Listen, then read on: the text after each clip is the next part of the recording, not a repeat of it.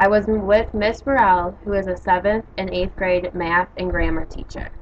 When I am at my field placement, she had 2 7th grade classes, an 8th grade class, and a 7th grade grammar class.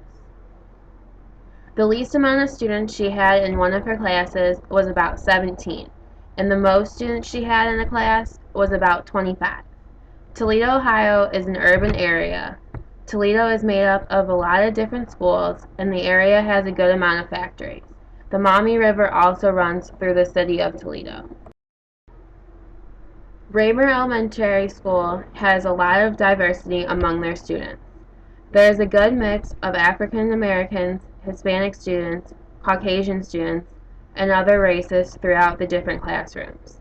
Everyone who lives in the city of Toledo does not know everyone since the city is so big. Most people know the people who they live around and their friends who they see in school every day. There is also a strict dress code at Raymer. The students at Raymer need to be in dress pants, a dress shirt with a collar, or a Raymer shirt. Their shirts need to be tucked in their pants, and they are not allowed to have anything in their mouths, including gum. Students tend to follow these rules, but the one they break the most is chewing gum in the classroom. If a student is taught chewing gum, then they are told they have to spit it out in the trash can. Some of the classes are bigger than others, depending on the number of students who have dropped out and the number of students who have came in the middle of the year. The students within the classrooms show a good amount of values, backgrounds, and cultures. The classrooms are also decorated with informative posters and information to upcoming events the students need to be informed about. Some of the students do not get along with their teachers and are very disrespectful when their teachers are trying to teach the class. The students also just sit in their seats and sleep through instruction time. They do not care about how many times their teacher yells at them to wake them up. They just keep their heads down and sleep. They do not care about their grades, and not many of the students are passing their general education classes. The students who are not passing the classes sleep the whole time and do not turn in the work. Therefore, they are not learning the information, which also makes it difficult for them to be able to pass their quizzes and tests. The students who are learning the information and staying awake are passing the general education classes. It is going to be hard for most of the students in each class to pass their Ohio Achievement Assessment. My major responsibilities in the classroom were grading papers and entering them into her gradebook and her online gradebook. She also had me walking around the classroom and trying to keep the students awake while she was teaching. I would also help to answer her students' questions while I was walking around her classroom. Ms. Burrell also had me walk the students down to the lunchroom, and once lunch was over, she had me walk back down and take the students as a class for their bathroom break.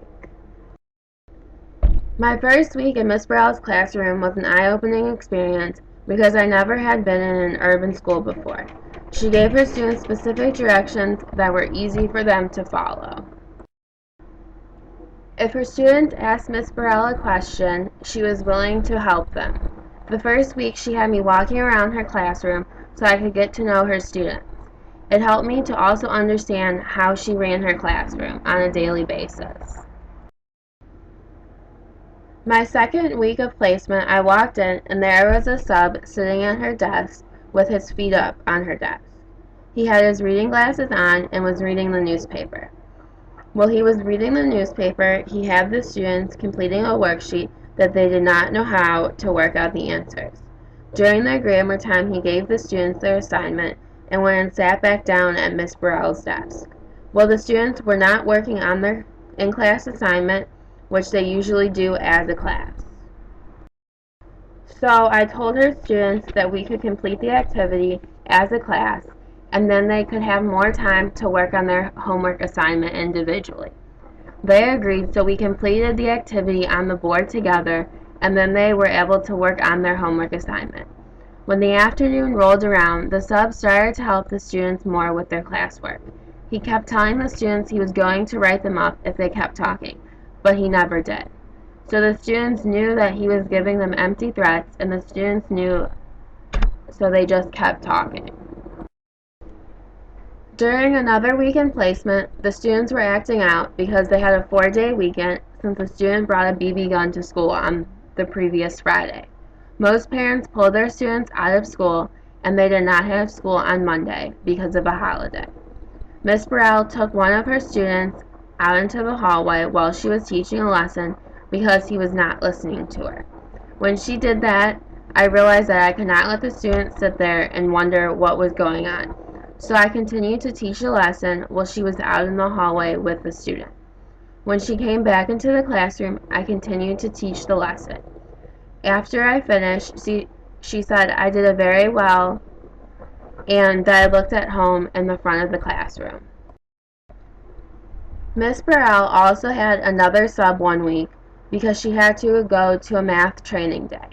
The sub would try to teach the students the information Miss Burrell had already taught them, and their worksheet were problems that they already knew how to complete.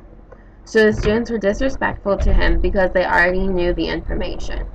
They sat there and talked while he tried to teach them, and they would also put their heads down and sleep.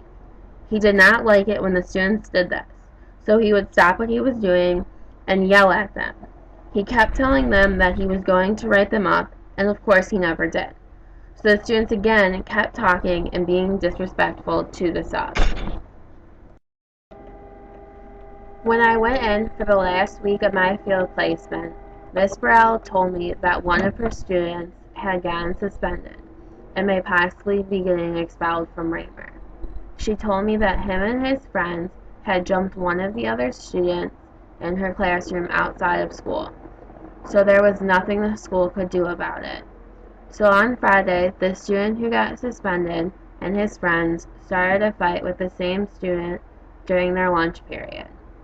All of the students were taken into the principal's office so the principal and the assistant principal could find out what happened and why the fight took place. Overall, I enjoyed myself at Raymer Elementary School and got to know a little more about the urban context. It was an eye-opening experience and helped me to gain insight on how an urban school is run. I also had 2 subs throughout the semester, which made me the one who the students turned to when they had a question because they knew that I could help them out more than the sub could. When I first met my teacher, I was glad to be back in the classroom. She was respectful to me and wanted to tell me all about her experiences since she had been teaching for a while. All of the teachers welcomed me into Raymer and wanted to get to know me as a person, especially the teachers who I ate lunch with every week I was there. The first day, they asked me where I was from, my major, and other personal questions to get to know me. After the first day, they treated me like another colleague of theirs. The main thing I learned is that as a teacher, I need to be respectful to all of my colleagues because I will be working with them for a period of time. I will have to see all of them throughout the school year on a daily basis. It was nice to see that the teachers were all friends and could joke around with each other at lunchtime in the teacher's lounge. This experience will help me when I become a teacher because as a teacher, you take things that you have seen other teachers do and implement them into your classroom dynamic. In my opinion, a teacher's ideas are a little of their ideas and then a combination of all the teachers they have had over the years of being a student and the teachers they have shadowed and met. I am grateful to be able to have this experience at Raymer Elementary School.